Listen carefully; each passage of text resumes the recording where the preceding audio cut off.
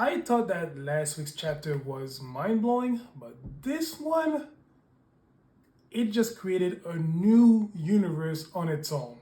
Like Big Bang type of universe creating on its own. And I'm still reeling of all of the information that I've got into this chapter. But without further ado, what's up, pirates? It's your boy GM. How's it going? Chapter 11, 13 of One Piece. Boy, do I have a lot to tell. Saint Mars finds Vegapunk's secret brain lab, and his brain is freaking huge. And I mean huge.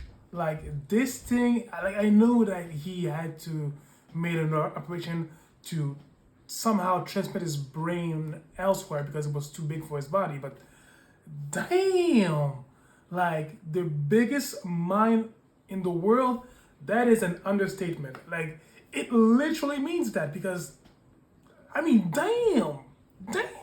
Saint Mars destroys the transponder snail, but guess what? It's a decoy.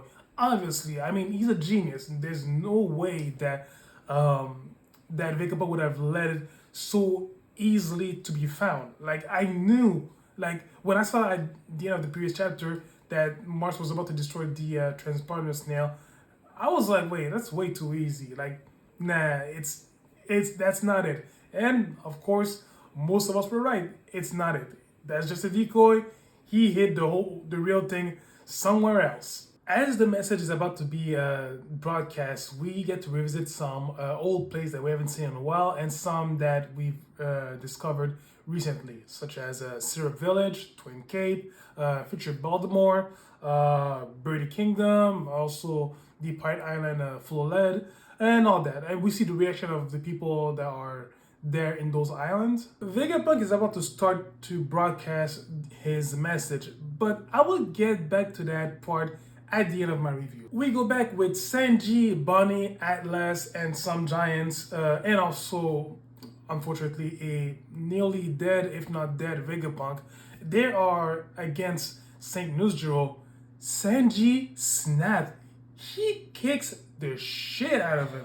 And I love that panel. It's so much full of impact and power. Look, that panel alone, it told 1,000 stories of ass kicking. And I truly love Sanji's line as he delivered the astonishing and powerful kick.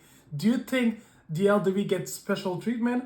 This is how pirates fight. And that was such a great delivery. Loved it. After that, it's a full-out brawl. Nusjiro's horse form bites Sanji back. He lets go of Vegapunk's nearly dead body. Atlas catches him back. The giants try to pin down Nusjiro horse form.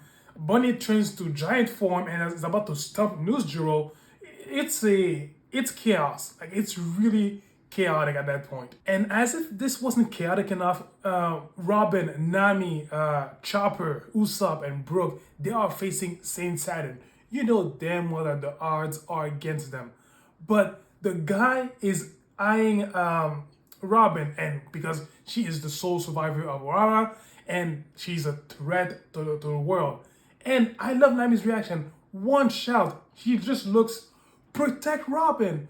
Just like that, every guy, they just go do their best to protect Robin. Like, I just love, this is one of the things that I love about One Piece. One of the main things that I love is that they may act all goofy and all that and, full of shenanigans sometimes, but I can guarantee drag out fighting against the greatest enemies they could possibly go against, they are united as one. Like they are not going down without a fight. And I love this. This is one great example of it. Now, going back to the message that Vegapunk is about to broadcast throughout the entire world, the five elders mentioned something, and I quote, "So he refuses to go out like Clover, hey? Does he mean to avenge Aurора's loss?" If you think about it, why not? Because as a scientist, whether it was Clover or Vegapunk, their passion always meant to make mankind better, wiser, to tell the truth to humanity, even though it can be hurtful. And let's be honest, the blank century is one of the most taboo topics in the world, and the world government is really adamant about hiding the truth from the people.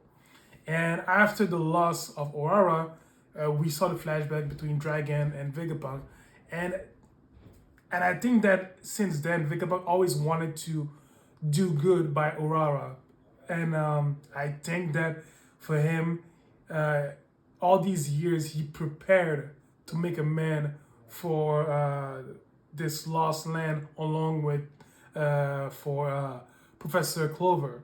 So it's no surprise that he wants to do that. When he reveals to the world that this message is only to be broadcast when his heart has stopped beating, which kind of confirms that he passed away, everybody is shocked because from the news, they were like, wait, I thought he was just a hostage. So I think that this might drive a wedge between the news information and the people.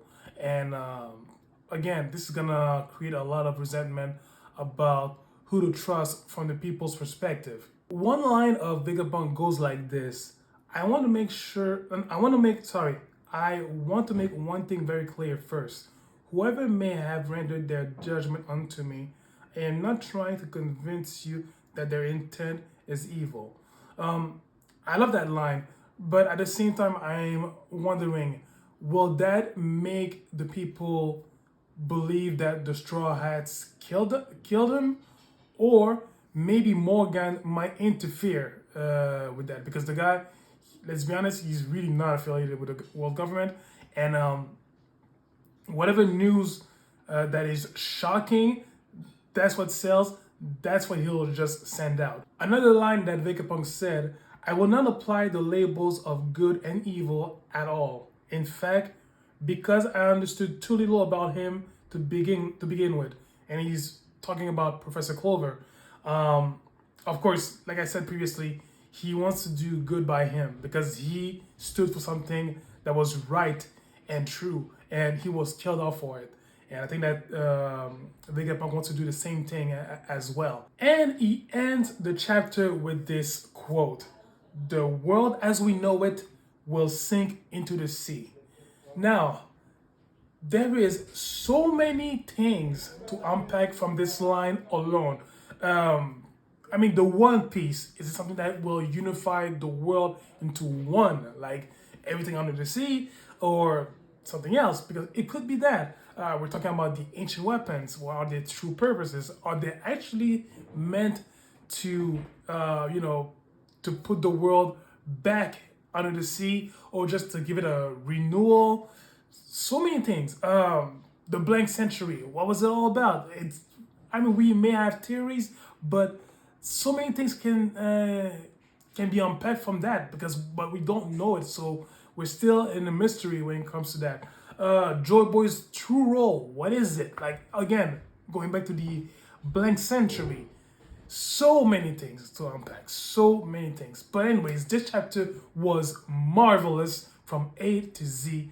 Let me know your thoughts about it. Did you love it? Did you hate it? I don't know. I don't read minds. So let's all talk about it in the comment section. Let's flood it. Let's talk about this.